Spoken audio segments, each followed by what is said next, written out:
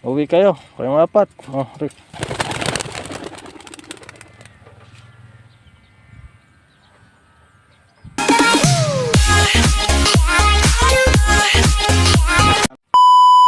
Ayan mga sir, magandang hapon sa inyong lahat.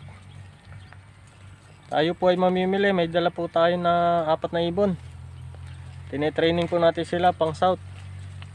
November po ang larupan nila, pero tinitraining na natin maigi sila.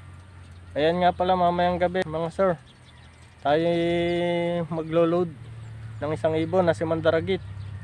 Derbyhan na po yun, 4 laps na po ang laban sa Matnog, Sorsogon. Ayan, nakabalik po siya kaso hindi po siya nag-clock. May chance pa rin naman po tayo basta mag-clock siya ng 4th at 5th. Ayan mga sir, pakita ko po sa inyo ang ating mga ibon.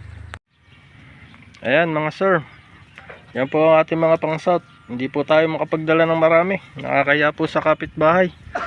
Ang dami po ng ating ibon panlaban, 31 po lahat sila. Kaya ayan mga sir, i-release ko na po. Naipahinga ko na po sila. 4. Oh, Rick.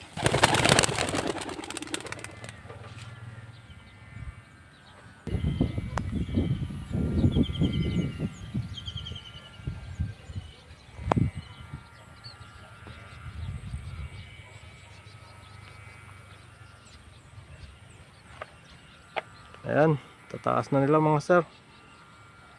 Sana makauwi sila. Oh, ang dami palang kalapati dito sa ating napagalpasan.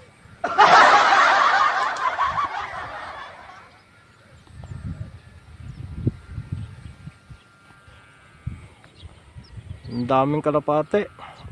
Sana makabalik sila.